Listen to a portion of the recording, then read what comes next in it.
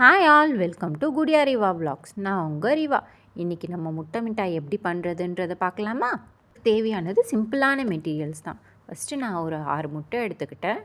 தென் powdered sugar எடுத்துக்கிட்டு அதை நல்லா பீட் பண்ணி மிக்ஸ் பண்ணிக்கிறேன்.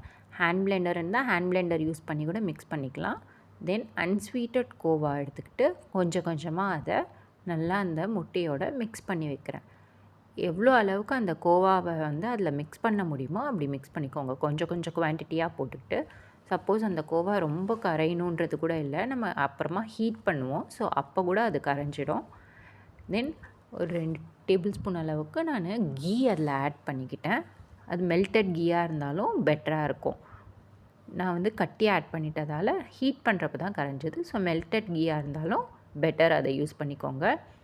அண்ட் ஆல்மண்ட் பேஸ்ட் ரெடி பண்ணி ஊற்றிக்கிட்டேன். ஆல்மண்டை பிளான்ச் பண்ணி தோல் எடுத்துட்டு அதை வந்து கொஞ்சோண்டு பால் போட்டு ஒரு பேஸ்ட் மாதிரி ரெடி பண்ணிவிட்டு அதை இதில் ஆட் பண்ணேன்.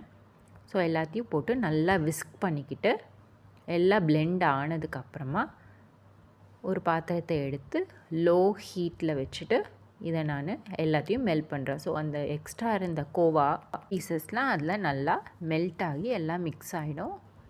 அந்த லிக்விடும் கொஞ்சம் திக்கான கன்சிஸ்டன்சிக்கு வந்துடும். ஸோ இது மாதிரி திக்கான கன்சிஸ்டன்சிக்கு வந்ததுக்கப்புறமா டின்னை க்ரீஸ் பண்ணிவிட்டு அதில் போர் பண்ணிக்கோங்க. டைரெக்டாக ஊற்றினாலும் சரி, இல்லை ஏதாவது பார்ச்மெண்ட் பேப்பர் வச்சு ஊற்றினாலும் சரி. நான் பார்ச்மெண்ட் பேப்பர் வச்சு ஊற்றிருக்கேன். ஏன்னா அதை அதுலேருந்து ரிமூவ் பண்ணி எடுத்து பீஸ் போடுறதுக்கு ஈஸியாக இருக்குன்றதால. ஸோ 2 தடவை டேப் பண்ணி விட்டுக்கோங்க. ஏர் பபிள்ஸ் ரிலீஸ் பண்ணி விட்டுருங்க. மேலே வந்து கொஞ்சோண்டு கீ வந்து போட்டு க்ளேஸ் பண்ணிக்கிறதுக்காக வச்சுருக்கேன்.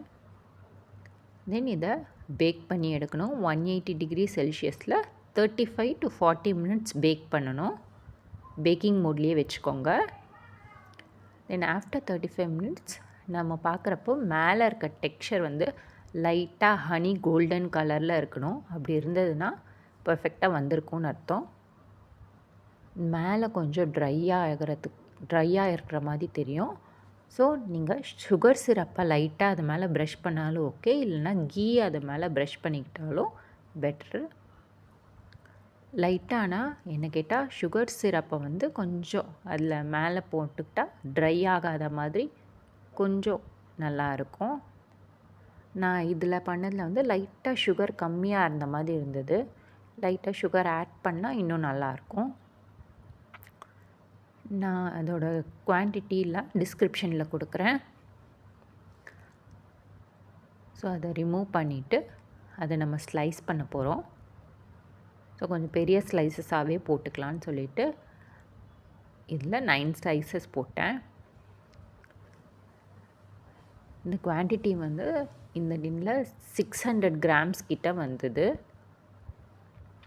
ஸோ நான் ஏர் பபிள் டேப் பண்ணாமல் விட்டதால் ஒரு இடத்துல ஏர் லாக் ஆகிட்டு ஒரு மாதிரி ஹோல் மாதிரி க்ரியேட் ஆகிருந்தது. ஸோ நீங்கள் பேட்ரு ஊற்றுறப்பவே 2 தடவை டேப் பண்ணி ஏரை ரிமூவ் பண்ணிக்கோங்க. ஸோ க்ளீனாக நைஃப் வருது பார்த்தீங்களா? எதுவும் ஒட்டாமல் கரெக்டாக பேக் ஆகிடுச்சு. ஸோ இது ஸ்லைஸ் பண்ணிவிட்டு பேப்பர்லேருந்து எடுத்தாலும் ஈஸியாக ஸ்லைட் ஆகி வருது. ஸோ நீட் ஃபினிஷாக வந்திருக்கு. இந்த மாதிரி ரெசிபி வீடியோஸ் உங்களுக்கு பிடிச்சிருக்குன்னா நம்ம சேனலை லைக் பண்ணி கமெண்ட் பண்ணி சப்ஸ்கிரைப் பண்ணிக்கோங்க. அண்ட் ஃப்ரெண்ட்ஸ் அண்ட் ஃபேமிலியும் பார்க்க சொல்லுங்கள். தேங்க்யூ ஃபார் வாட்சிங் the video. See you all in the next video. Tata, bye bye.